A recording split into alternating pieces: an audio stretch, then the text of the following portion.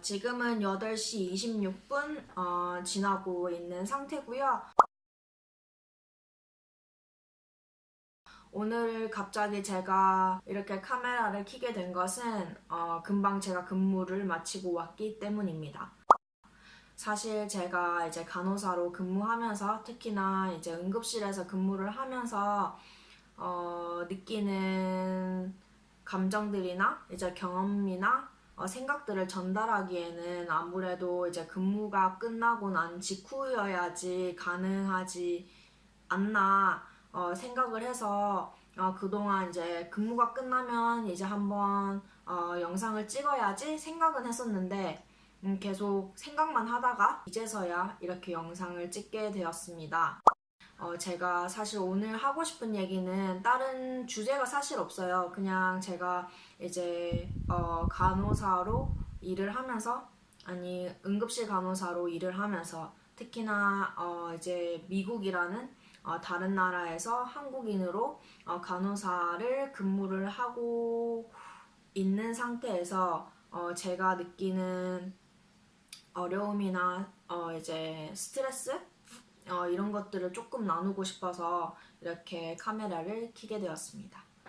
제가 사실 이제 응급실에 대한 이제 경력이 전혀 없이 그냥 내과 경력을 가지고 있고요. 이제 한국에서는 호흡기 내과에서 거의 3년 동안 근무를 했기 때문에 아무래도 호흡기, 만성질환, 그다음에 이제 아무래도 소아과가 아니라 이제 성인들을 대상으로 하는 이제 경력만을 가지고 있었고, 미국에 와서는 이제 제가 이제 널싱홈에서 일을 시작했으니까 이제 당연히 노인 간호를 더 쌓게 되었고, 메드설지에 옮겨서 계속 일을 하다 보니까 이제 주로 제가 보는 환자분들은 성인이고, 당연히 거기다가 이제 노인분들 중심의 간호 경력만을 가지고 있었어요.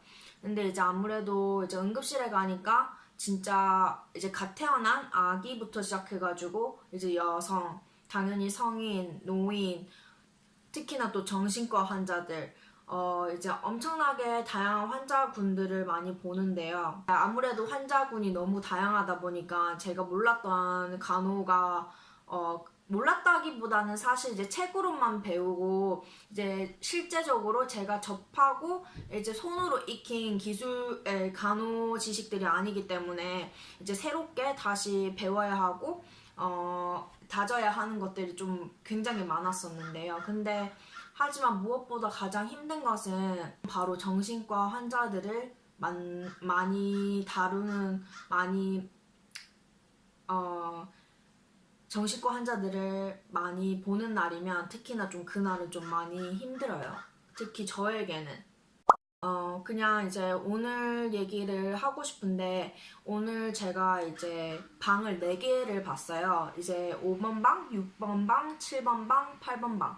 그러니까 한국은 제가 응급실 경력이 없기 때문에 어떻게 돌아가는지 잘 모르겠는데, 이제 제가 지금 일하고 있는 병원에서는 이제 방이 있어요. 1인실이고, 당연히 1인실이겠죠? 1인실에 이제 방이 여러 개가 있는데, 이제 그 듀티마다 이제 그 방을 담당하는 간호사가 있고 순환하는 간호사, 그러니까 이제 여기저기 돌아가면서 이제 액팅 중심으로 도와주는 간호사도 있고 차지 간호사도 있고 그 다음에 트리아지 널스가 또 따로 있어요. 이제 제가 이제 방을 주로 담당해서 환자를 보는데 보통 방은 4개를 봅니다. 이제 그 4개의 방에서 입퇴원을 계속 하잖아요, 환자가. 이제 그 듀티 안에 그 방에 입퇴원한 환자들을 다 맡게 되는데, 사실 환자를 많이 보면 모르겠어요. 몇 명이나 그 입퇴원을 다 포함하면 얼마나 보는지 잘 모르겠는데, 진짜 이제 회전 속도가 빠른 방을 맡으면은 엄청나게 환자가 자주 왔다 갔다 해요. 그러니까 저는 이제 응급실이라고 해서 굉장히 힘든 환자들, 그러니까 좀 되게 응급한 환자들만 많이 응급하고 되게 심각한 환자들이 많이 올 거라고 보통 사람들은 생각을 하고 저도 그렇게 생각을 했거든요. 근데 사실 생각보다 아마 한국은 어딜 가든 의사를 볼 수 있고 진료를 좀 쉽게 받을 수 있기 때문에 아무래도 응급실은 진짜 뭐 교통사고가 났거나 아니면 막 칼에 찔렀거나 그러니까 트라우마 환자라든지 뭐 진짜 자살 환자라든지 진짜 심각한 환자들만 올 것 같은데 사실 저도 이건 잘 모르겠어요. 근데 미국에서는 이제 의사를 환자가 한번 보려고 하면 굉장히 힘들어요. 그래서 예약을 한번 잡으려면 보통 2주에서 3주 정도는 기본으로 이제 기다려야 하고, 물론 이제, 갑자기 단어가 생각이 안 나는데, 갑자기 그날 방문해서 진료를 볼 수 있는 곳도 있는데, 어떨 때는 환자가 굉장히 많이 몰려서 2~3시간, 응급실이 아닌데도 3시간 정도 기다려야 되는 경우도 엄청 많고, 그러다 보니까 이제 거기는 1차적인 진료를 해주는 곳인데, 또 대기 시간도 길고 하니까 그럴 바는 차라리 그냥 응급실에 가자. 그래서 응급실에 오는 환자들이 되게 많은데 보면 되게 간단한 이유도 되게 많아요. 막 예를 들면 벌레에 물려서 뭐 아니면은 갑자기 뭐 사람도 있고 하여튼간 진짜 되게 나 같으면은 저런 이유로 응급실에 오진 않을 텐데 하는 갖가지 이유로 응급실에 옵니다. 그래서 그런 환자들은 아무래도 좀 약간 당연히 이제 회전이 빠른 방에 배치가 되고 그런 환자들은 보통 의사가 보고 난 다음에 처치를 하고 금방 퇴원을 시키기 때문에 엄청나게 많은 환자들을 담당을 해야 되지만 상대적으로 조금 중증도가 낮기 때문에 저 같은 신규가 볼 때가 많은 것 같아요. 제가 5번, 6번, 7번, 8번을 보게 되었는데 특히 7번 방이랑 8번 방은 폐쇄 병실이에요. 그러니까 정신과 환자들이 입원하는 이제 병실이라 가지고 갑자기 환자가 액팅아웃을 하게 되면은 셔터를 내려서 컴퓨터랑 그다음 그러니까 혈압 재는 거랑 이제 모니터들이 각가지가 이제 한쪽 벽에 다 몰려 있잖아요. 거기에 뭐 장도 있을 거고 뭐 싱크대도 있을 거고 다 있는데 이제 환자가 액팅아웃을 하게 되면은 갑자기 자해를 할 수 있고 뭐 위협을 할 수 있고 무슨 일이 날 수 있을지를 모르니까 이제 그곳을 차단하는 작은 셔터가 있어요. 그래서 셔터 문을 이렇게 내릴 수 있게 이제 모든 것에부터 이렇게 분리되는 격리방인데 하여튼간 그 방이 끼어있는 5번, 6번, 7번 방을 이제 맡게 되었는데 사실 제가 그 방들을 맡게 될 때마다 정신과 환자들을 좀 되게 심각한 정신과 환자들을 만난 적이 있어서 물론 제 기준으로 좀 사실 좀 회피하고 싶었거든요. 저는 차라리 그냥 진짜 조금 뭐라지 할 일이 많은 환자를 보는 게 낫지 정신과 환자는 조금 힘들더라고요. 이전 듀티부터 있었던 환자들의 인계를 받았는데 이미 정신과 환자가 한 명이 있었어요. 7번 방에. 그런데 그 환자가 자살 시도를 한 환자였고 물론 관심을 끌기 위한 그런 행동이었을 수도 있는데 일단 뭐 욕실에서 커튼을 이용해서 욕실 커튼이 있잖아요. 그 커튼을 이용해서 이제 목을 졸라서 죽으려고 그러니까 자살을 하려고 했다고 하는데 뭐 했는데 그 시도가 실패가 돼가지고 이제 벽이 무너졌다나 커튼 봉이 아마 무너진 것 같아 제 생각에는. 그래서 뭐 어쨌든간 다른 사람한테 발견돼서 이렇게 왔고 하는 그런 것들이었는데 SUV라고 Special Victims Unit 미국 드라마를 보는데 이제 성범죄 수사물 드라마예요. 이렇게 굉장히 오래된 쇼고 지금 거의 시즌이 20회가 넘었으니까 엄청나게 장수를 하고 있는 프로그램 중 하나인데 제가 그걸 즐겨보거든요. 보통 일 끝나고 와서 아침밥을 먹으면서 보는 프로그램 중에 하나고 그냥 이제 쇼가 짧고 그 다음에 그냥 제가 미스테리한 거 좋아하고 범죄물을 좋아해가지고 그냥 보기 시작한 건데 수사물이다 보니까 굉장히 그에 관련된 얘기가 굉장히 많이 나오잖아요. 근데 사실 제가 그런 거를 이제 TV를 통해서만 들어봤지 사실 현실에서는 그런 사람들을 만나본 적도 없고 그런 얘기를 들어본 적도 없단 말이에요. 근데 알고 보니까 그 7번 방에 있던 환자가 섹스 트래피킹에 가담한 적이 있는? 가담을 했는지 아니면 가담이 되어졌는지 모르겠는데 힘든 시간을 보낸 적이 있었던 여자아이고 그리고 10대 여자아이인 거예요.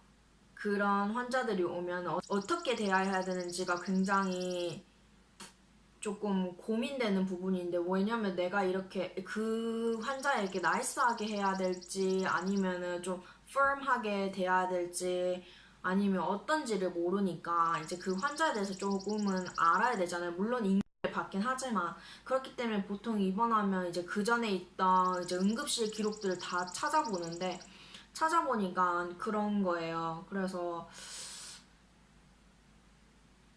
좀 뭐라 해야 되지? 이렇게 가까운 곳에 나는 그냥 되게 이제 TV로 통해서만 보니까 되게 먼 곳의 이야기라고 생각했는데 내가 그 사람들을 마주하는 그 쇼에서 봤던 의사랑 간호사와 같은 역할을 내가 하고 있구나. 약간 이런 생각이 드는 거예요. 그래서 조금 뭐라 해야 되지? 그냥 그 여자아이가 조금 너무 안타까웠고 보니까 너무 순수하게 생겼어요. 엄청 착하게 생겼고 처음으로 누가 응급실에서 책을 읽는 걸 처음 봤어. 진짜 환자가 그 아이가 이제 다행히 이제 다른 시설로 갈 뻔도 했는데 이제 사이킥 유닛에 입원될 뻔 했는데 입원되지 않고 더 이상 이제 자살 영어로는 suicidal ideation이라고 하는데 전혀 없어서 이제 상의하에 환자를 다시 이제 시설로 그러니까 환자가 원래 있었던 곳으로 이제 그룹 홈에 돌려보내기로 결정을 했는데 그러고 난 다음에 이제 환자가 옷을 갈아입고 이렇게 이제 그 그룹 홈에서 이제 가이드 그러니까 그 여자 아이를 돌봐주시는 소셜 워커가 와야 돼가지고 기다리고 있는 상태였는데 그냥 그 여자아이가 침대에 앉아서 책을 읽고 있는 거예요. 그래서 어떻게 저런 아이가 되게 보기에 순진하고 착하고 근데 되게 상냥했어요. 그리고 예의도 발랐고 근데 어떻게 저런 아이가 그렇게 뭐라 해야 되지? 입에 담기도 힘든 일에 휘말려서 우울증을 겪고 있고 그 다음에 이렇게 자살 시도를 하고 그것도 한 번이 아니라 여러 번 이렇게 해서 왔다 갔다 병원을 왔다 갔다 하는 걸까 그런 생각이 드는 거예요. 그래서 조금이 아니라 그냥 좀 그런 환자들 만나면 마음이 되게 좀 허하다 해야 되나? 하여튼 그렇게 시간을 보내고 있었어요. 밤 한 10시인가?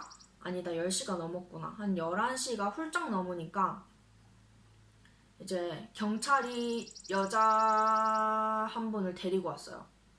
수갑을 채워서. 근데 제가 수갑이 찬 환자들을 보는 거를 조금 꺼려 하거든요. 그래서 그 수갑이 주는 이미지가 있잖아요.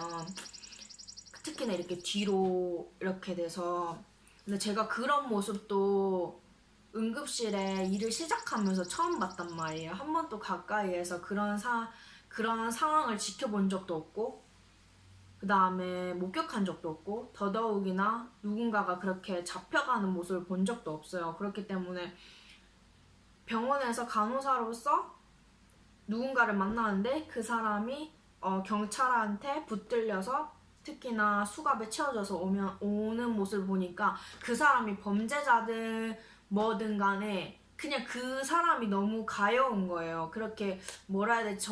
저에게는 이제 사람인데 동물처럼 뭐라고 얘기를 표현해야 되나? 동물처럼 대해지는 것 같다고 해야 되나? 하여튼 좀 제가 지금 나이트 근무를 끝나고 와서 좀 정신이 맑지를 못해서 말이 잘 안 나와요. 항상 나이트 근무가 끝나면 한국말도 그렇고 영어도 그렇고 말이 잘 안 나오는데 좀 양해 부탁드립니다. 어, 어쨌든 그냥 그 사람이 범죄자든 마약쟁이든 뭐 어쨌든 간에 수갑에 채워진 모습을 보면 좀 굉장히 불쌍하단 마음이 들고 그렇더라고요. 근데 어쨌든 간에 그 여자분이 경찰한테 붙들려서 왔는데 얘기 가만히 들어보니까 또 그 여자분이 엄청 억울했어요. 병원에 온 거 자체를 경찰에 또 수갑 채워서 왔으니까. 근데 또 얘기를 들어보니까 환자 사이드 스토리를 들어보니까 그럴만 또 하겠더라고요. 근데 경찰이 또 들려준 얘기는 좀 달랐는데 경찰은 제가 봤을 때 그냥 그 사람을 그냥 잡아서 온 것뿐이고 뭐가 뭔지도 모르고 그냥 신고받고 잡아서 온 거고 그 여자분은 자기만의 스토리가 있었는데 그 사람이 그렇다고 거짓말을 하는 것 같진 않았어요. 그냥 그렇게 억울해하는 모습이 왜 억울한지도 알겠는 거예요.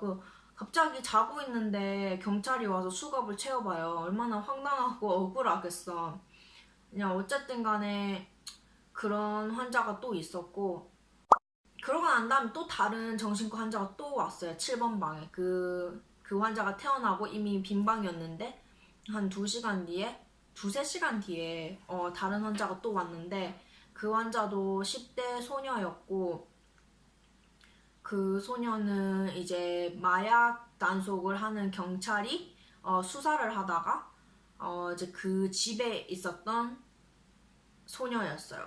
근데 그 소녀를 이제 경찰이 아버지한테 전화를 해서 이제 데리고 가라 했는데 뭐 하여튼 그 상황에서 여러 가지 불화가 있어가지고 이제 응급실에 오게 된 거였고 그러니까 그 소녀는 굉장히 좀 뭐라 해야 되지?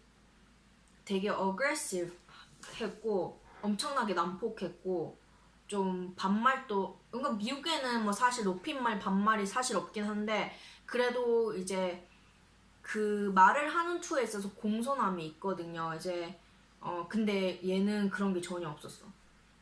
얘는 전혀 그런 게 없었고 막 누가 봐도 엄청나게 나이 많아 보이는 차지 간호사한테도 막 그냥 나가 막 그럴 정도로 생각. 그런데 맨정신이었어. 근데 어쨌든 간에 마약 하는 뭐라 해야 되지? 그냥 마약쟁이들이 모여서 같이 마약을 하는 곳이 있어요. 나는 잘 모르지만 근데 그곳에서 이제 알고 보니까 25살 여자인가 남자가 그 방을 운영을 하는데